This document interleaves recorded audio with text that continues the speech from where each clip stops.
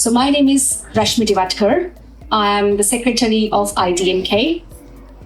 And as a profession, I am a sales professional in data and analytics with BI. And I work for a company which is based in Milton Keynes. And Benjamin was asking what's the interesting fact about me. So I am a dancer, a choreographer. I also run a dance school. And I am really looking forward to talk about gender equality with you all. Thank you. Thank you. My name is Artemi Sakellariadis.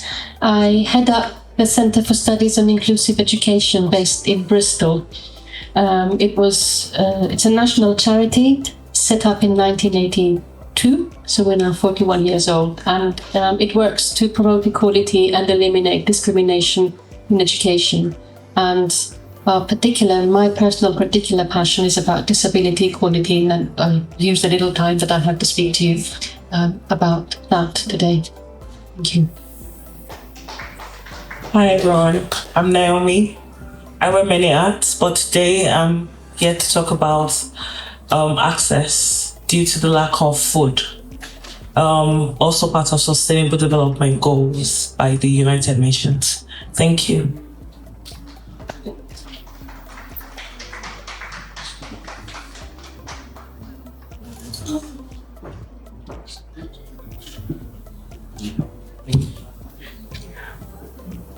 Hi, Benjamin is my name. I'm the MC.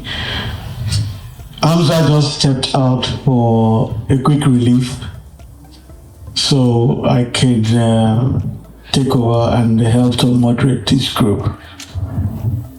I have the honor of hosting three ladies talking about gender equality, inclusive education, and zero hunger. These are very, very important topic, of discussion. So let me start, with zero hunger. Naomi, are you aware of Milton Keynes Food Bank? So, what would you say their contribution have been to food security in Milton Keynes? Take it. First of all, their contribution has been massively, I would say, impactful. And the growth and the awareness they've created to end hunger has been fantastic over the years. I started living in Milton Keynes about 4.5 years ago. And this is one of the communities that I found that are very passionate about sustainable development goals. And has anyone ever given to the food bank before? Have you given to the food bank before? Great, you've given to the food bank. Do you realize how many people are hungry? Do you realize how many people are working but they can't afford 3 square meals? Do you realize how many kids go to bed without food? Sometimes we take some things for granted because we get it so easily. And you see, feeding is one of that. Access to food is one of that.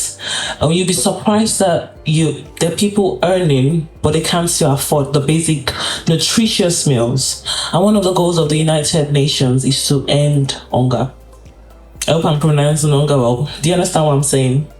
Is to end it. And this is a very passionate area for me because I run a foundation. I help women come out of domestic violence. And one of the things that stood out for me, so these women would organize programs for them to help them recover and come out of domestic violence. And last year we realized some of these women, they had kids, but they didn't even have enough money to feed. How do you talk to someone about survival when you've not fed them? How do you empower someone when you've not even fed them? Do you know how important a meal is? Do you know how productive you could get from just eating? Has anyone ever fasted before? Volunteering. Exactly. I've done a religious fast before, and I remember it was for a period of time, almost 20 days. Trust me, by then I wanted to die. I was like, but you see, that was voluntary. I had hope to eat. I know that I could just go into the shop, get something to eat. There was nothing that was killing me. But imagine those people that don't have that hope. Even the hopelessness will kill them faster. Yes, and some people have the means, but because of bad agriculture in their communities, they don't have the means to organic products that could help them eat nutritious meals. Anyways, I'm going to give the mic to other people to talk, but mainly I'm here to talk about ending hunger. I want to provide more access, to people to eat. It seems like a very trivial topic, but I'm telling you, it's the number one basic survival of anyone. The homeless, the people that are not homeless, the people that are earning, the people that are not earning. It's such a big thing that, we just overlook, the ability to be able to get into that shop and buy yourself a sausage roll, the ability to drink clean water, to eat organic food products. It's such a privilege that we're not even understanding, how great an impact, it will be in somebody's life, even if you could just donate a can of beans, a bag of rice, or if you could grow organic stuff in your garden. A lot of people, spoke about the Wolverhampton farm. I've never been there, but I'm going to go there because I like organic food products. Health, well-being. Let's even leave starvation. But even one of the goals of this Zero Hunger is also to provide good agriculture, good nutritious meals, because a lot of places that they even have this opportunity to eat are not eating healthy. People are dying from bad food, from scientifically grown food. People are dying, people are getting diseases, lives are being shot, are being cut down just because of food. So you see, it's really, really important, and you can support by even just donating to your food bank. Don't waste food. If you have leftovers, the people that grow food behind their doors, find out in your community. You could provide those waste, the remaining of your supper, you could provide it to them. They will turn it into compost, they'll use it to grow.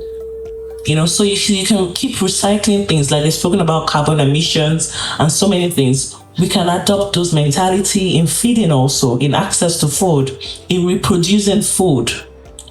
Anyways, I hope I've passed the message to all of them. Okay. Well, I would like to agree with you that food is one of the basic, means of survival. We have to eat and be alive before we can think of anything else. And when we are eating, we should eat healthy, because we are what we eat, whether we like it or not. If we eat healthy, we're healthy. If you eat, genetically modified, you become genetically modified too. So I just want to say something. Sorry, just want to say something. So when you were saying I was kind of laughing, it's only because I remembered my childhood days. So when my mom used to feed, give me food, and when I used to waste, when you spoke about food wastage, when I used to waste it, I wanted, why did you take it then? She used to ask. I said, how does that matter?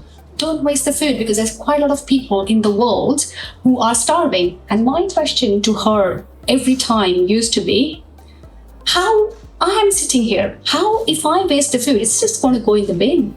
How is going to help other who are, hungry? And then when she sat, because she was also like, I have to explain this to Rashmi. When she sat, and then she actually explained me the whole ecosystem, how that works. And it's there. So you're absolutely right. Thank you.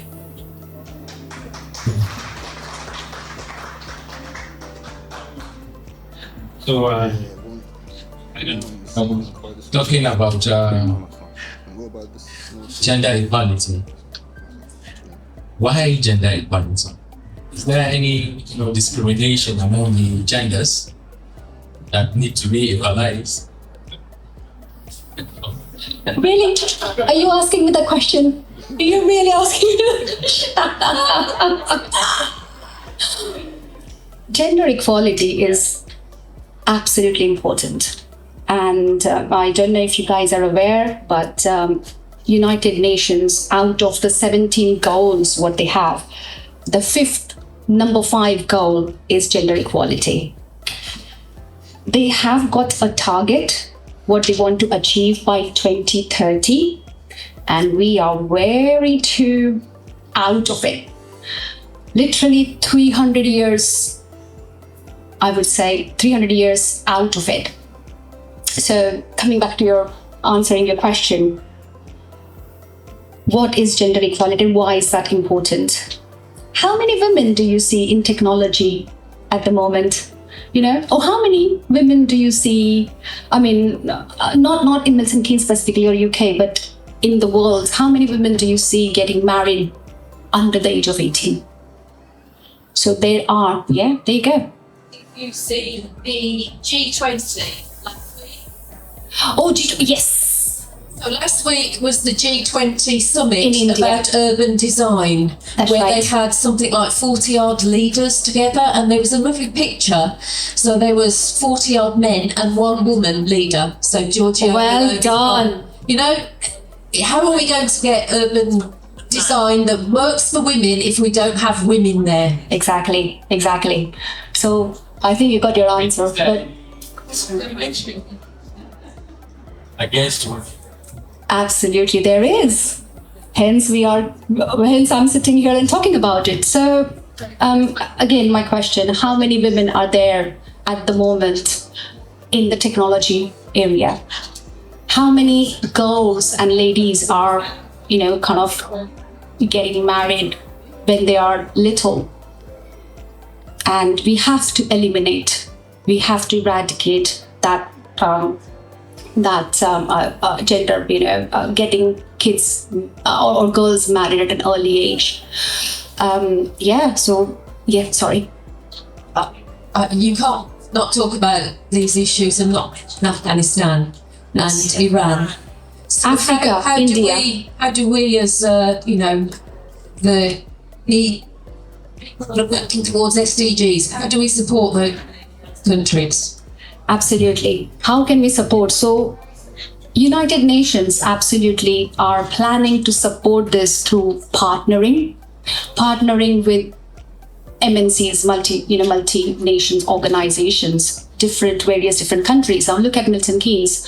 We have got Santander here, right? And Santander is doing quite a lot of programs to bring ladies into the technology field, into the innovation field, right? Because that's what we're lacking. I'm saying it's there. So we are doing our bit, but we are lacking. I mean, you can imagine 300 years yet to achieve that gender equality. Few ladies yet to go on to, the project management, technology, the science areas. I mean, in nursing, there are quite a lot of, I would say, women in the nursing areas, so that is okay, that is good. But gender equality again, in technology, I mean, sorry, I'm talking a little bit about my personal, how it's impacted me. When I had done my graduation and when I wanted to interview into technology area, I didn't get the job. And that is when I said, this is it. I want to make my footprint. I want to do something in the technology area. And today I'm here. So yes, it is personal as well. But again, companies like Santander, there are quite a lot of companies like Deloitte, IT consultancy company, they are doing women in tech programs, inviting women in the technology areas. There are quite a lot of innovative companies who are doing quite a lot of programs. Sorry, yes, Vijay. Thank you for speaking to gender equality for our audience. The purpose of today is about sustainability. Yes. So I want to ask you the question, is gender equality sustainable? What can we do to make it sustainable? Thank you. Absolutely. So it's a very good question. And thank you so much, Benjamin, for that question. So I think everyone, of course, there are big research companies are doing their bit, but us as a person, every person needs to do their bit as well, I would say. So I would like to think I'm doing my bit because I'm working as a director in a IT company. And I wouldn't say that I'm completely biased for, taking women on, but our company also promotes the gender equality. So we want to give that opportunity to women to come into that technology area. Give them training, provide them training to be, how innovative and what are the innovative technologies, the art of the technologies, what they have. And I think this is what everyone needs to do their own bit so that we can grow and, Yes. If I may, I think also one of the things that we can start doing as individuals now is to run campaigns on social media. The world is digitalized now. We can create more awareness now. We can, you're 11 years old, has a phone now.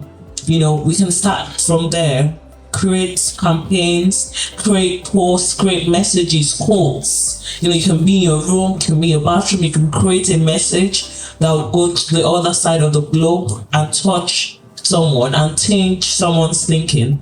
We can start thinking of how we will get into policy change activities. Start talking to your local council. Start from your family. Start talking to the women in your family. Don't forget that gender equality is a mentality thing. yes. It's built a lot of stereotypes. So even some women don't feel empowered to take some steps we're talking about. I'm also in IT myself. I'm an IT consultant. So I understand what you're saying, because in a workplace, it's almost like you need to prove yourself. You and the guy next to you did the same thing. You went to the same schools. You have the same education, but he's getting more paid than you. But you have to work twice as hard as him. Institutional, stereotype. You have to work twice as hard as him to be seen, for your input to be recognized. And when you find out the salaries, then you find out why he's collecting more money than I am, and I'm doing more work than him. So you see, it's a mentality. It's a mentality we have to break. It's a biasness we have to break, and we start by giving awareness as to everything sustainable. I'm just going to support you also on when you said sustainable. Thank you. Yeah. I'm quite passionate about women, and the only way this can be sustainable is that continuous creation of awareness. We have to continuously find ways. We have to be involved with technology, for instance. That's one way. We have to involve. Okay, there's a program like today. We're talking about this. Even I myself didn't do it. I should have invited more people. I should create more awareness, really share it on my social media pages, tell more people about it, get them interested. Anyways, that's it. Thank you.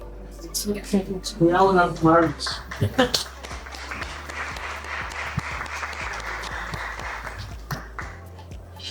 May I please add a comment on gender equality before we move on to the next Sustainable Development Goal? Because I think we can be agreed that if we see gender as binary, they're either men or women, then men have the power and the privilege, and women have a catching up to do, and we have to enable that. But there is the grey area in the middle, and let's not forget that in biologically, it's a continuum. It's not a binary. So there are transgender people right in the middle who are far more disadvantaged than anybody else. And let's just keep an open mind to that as well. And like you say, we just need to keep an open mind and just act when we see something as unfair or an equality issue. So Thank you. That was a really wonderful point. Thank you. It's a very impactful point you made there. Thank you so much. And so there are a few enablers. I think that the enablers, like main 3 enablers, what we could possibly promote is, 1, enhancing digital transformation, so that lots of women get that opportunity. Also innovation. So new innovations would give an idea. I'm sure most of you must have heard about Chandrayaan, the satellite which went onto moon, and that was from India. And yes, and that team was mostly led by the ladies. So that's proof that what ladies of this generation could do. So if you could promote and enhance and boost that, I think that would be really great. And of course, as you mentioned, what we could do is financing, provide funding towards the sustainable development goals. I think that is what would be great idea to achieve that in coming time. Well, I don't know, but I would like to, or I can say, I'm trying to disagree or trying to convince myself and accept what you have just said. Working with a fellow colleague where they earn more than you do. I don't know. Are you working on the same level or working at different level? And what will be the reason for such, pay disparity? Stereotypes and habitual behavior. Thank you. Stereotype mentality. Yes. I was also going to add to the inclusion, of transgender. You see, imagine if women, that the natural other form of the man, are facing that kind of stereotypical discrimination. Now imagine what people that are transgender will be facing in the workplace. Just think about it for a moment. If you, woman, who was the one that birthed a man, is going through that, no respect for you, no acknowledgement for your pedigree. Now think for a moment how culture, religion, people's upbringing, mentality has affected their biasness towards that category of people, transgender, when she mentioned it. And I'm sure she mentioned it because she didn't talk about inclusion, but just think about it. Then go further and think about how they would see a disabled person that is even a man. A disabled woman, you see, it's getting worse. A disabled transgender. People need to be a bit more open-minded. And it starts by creating awareness, continuous creation of awareness. And yes, because you can't force open-mindedness on people, unfortunately. A lot of things affect our mentality, our upbringing. A lot of people are embedded in their culture, in their traditions, in their way of life. You can't just take that. It's not just a habit, it's a lifestyle. You can't change. It might not change in 70 years. But you see, creating awareness can start to shift thinkings. But it's in the doing. We have to continuously do it. I mean, I totally agree, but I would implore us not to take the foot off the gas on the campaign for women's equality. Because if women win equality and change the system and get rid of those biases, those minoritized people, the non-binary people, the trans people will benefit too. But by focusing on those, we are taking our attention from the fact that we're all, as a larger group, women are half the population. We're actually over half the population. We give back to the population. And we give back so much more, yes. But we deserve equity. It's not equality, it's equity. Yeah. Yes. Well, thank you for saying equity. Because equity is not equality. And what cannot be 2 years can be changed in 71 years.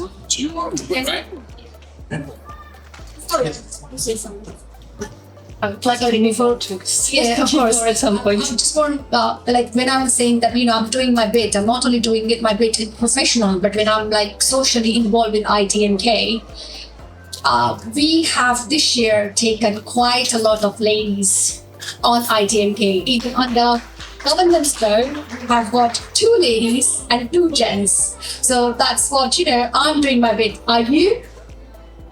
That's what I would like to ask. Thank you. Question.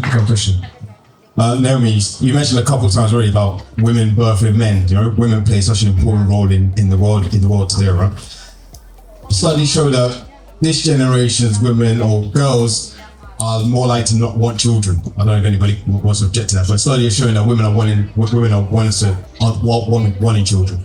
Do you think that equality is perhaps having some roundabout adverse impact on women wanting to have children and raise families? Like every message can be misinterpreted. So we're saying equality. Now it still boils down to the person interpreting it. So whilst we preach equality, some people misunderstand what we mean by that equality and abuse the opportunity of equality. So, and again, it boils down to people's individual preferences. If you're a woman and you don't want to give birth, you don't want to give birth. If you don't want to marry, you don't want to marry. Again, why should societal mentality be forced down on us? Oh, you're a woman, you have to marry, you have to give birth. No, it doesn't have to be. So if there are categories of people that decide that they don't want to have kids, it's their choice. They have the freedom to do that. And that doesn't necessarily mean they've misinterpreted equality. It's just a preference.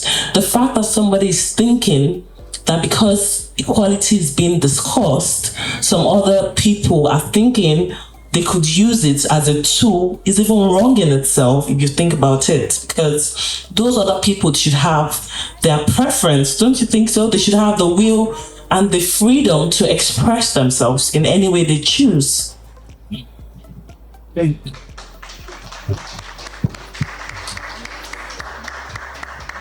My question is for Artemis on inclusive education, that is United Nations SDG 4. What do you have to say for the disabled? Is SDG 4 inclusive equality in education? Is it sustainable? Thank you. Thank you for inviting me to speak here today, and thank you for a great question and for giving me an opportunity to say what I've come here to say. We do shift the gear now. We do want to look at SDG 4, Sustainable Development Goal 4, which is about equality, equitable and inclusive education. What I'd like to say is define what inclusive education is, and then say why it's important and what we can all do. I mean, it really follows on from what we've been saying about what we all take for granted and what, you can't make somebody see anything different. But really, I'd like to take the next 3 minutes to invite you to see disability in a different light. So, disabled people aren't second-class citizens. We're all equal by virtue of being human. We just are different. It's the normal, usual aspect of diversity that makes the world so beautiful. So some people have been born disabled. Some people become disabled after an illness, after an accident, and they have just as much right as anybody else to have an education and have equal opportunities in their lives and equal outcomes out of their education. And we have an education system that, out of, again, stereotypes and habitual thinking, has been shaped in a way that has ordinary schools for the majority of the population and separate special schools for some children. And believe me, nobody ever sat around a table to plan education for disabled children and decided that that's a good way to do it. That never happened. It's just that the idea of schooling was invented, the idea that every child should go to school every day, at the end of the 19th century. And we had different social values then. And at that part of history, disabled people were thought to have no place in society and its institutions. So schools were created so that they served the majority of children. And then very, very gradually, people were started saying, well, what about blind children? What about deaf children? So separate institutions sprung up to serve those children because there was no capacity in the mainstream schools to serve them. And we still carry that legacy today. It was never designed that education is better for people to be separated from their peers. If you think what we learn in school, we learn a lot from our teachers and we learn the curriculum, but we also learn from our peers. We learn how to be a 5-year-old, we learn how to be a 13-year-old. And if you don't have that, then you're really missing out on life, you're missing out on your social capital. If you go to school at the margins of society, you're going to find it very, very difficult to belong in mainstream society when you come out of school. So for that reason, that was a very long introduction to say that children belong in school together. And that is what inclusion means. It's a sense of belonging. It's a human right of every child. There's no expectation that children should go to school as we know them and everything will be fine, because that doesn't work. We have to transform our schools. Other parts in the world have done it. There's a different way of organizing teaching and learning so that every child can have their needs met. There's nothing that happens in a special school that can't happen in an ordinary school. We just have to open our minds to think differently. And I promise to tell you what inclusion is and what it isn't. The UN Convention on the Rights of Disabled People defines exactly what it means. It says that education should be inclusive at all levels, from preschool through to university, and that should be the goal for every country. And it says that it defines 4 different words. So exclusion, when children are not in school; segregation, where some children are in one type of school and some children are in another; integration, when disabled children are placed in ordinary schools and expected to jump through hoops to do well; and inclusion, which is when these educational institutions transform their curriculum, their organization, their teaching and learning, the way that they are run, their spaces, everything. It's just transformed so that everybody's needs can be met under one roof. That's what inclusion is. It's important because it's unethical. I think it's unethical in the 21st century to say to anybody, that's where people like you go. We redesign our schools so that we can benefit all children. Thank you. Thank you. When she came in, I was telling her about winning an appeal. It was actually me winning an appeal for my child to school somewhere. Now, my child is, I don't want to use the word normal because then that sounds wrong because we're talking about inclusion. Exactly. Or my child is one of the children considered able to school in a normal school. So let's put that, because they've got special needs schools. And I had to fight for this appeal because I wanted her to be in the same school with her siblings. I'm a single mom, so it's easier for me to do school runs and then go to work. And I remember in the panel of the appeal, one of the problems the school kept talking about was funding. And how the only way they can create room for my child and other kids on the waiting list going through this appeal process is for them to have more funding, one, or to take out the special needs kids to the special needs school, because they had said a special needs child requires more attention. And so whilst they have a justification, I also understand the need for inclusion, because I was born deaf in my left ear. And I come from Nigeria, and I can just imagine if I was born deaf in both ears. Now, I won't have the education I had. I won't have the knowledge I have, because I won't even be opportuned, to have a normal educational, or go through the normal educational system, or interact with people, like you're talking about those kids developing social skills. So I understand why this inclusion is quite important, because we never really think about these things, And again, you said it's the way the educational system has been built. Yeah, thank you. Thank you. If I can add to that, because it's a kind of what can we do about it? There's so many people who are just fixated into the way that things are, and we think, we've got a good system because it's worked for so many years. It hasn't worked for disabled people. Disabled people keep saying, we've got to be more inclusive.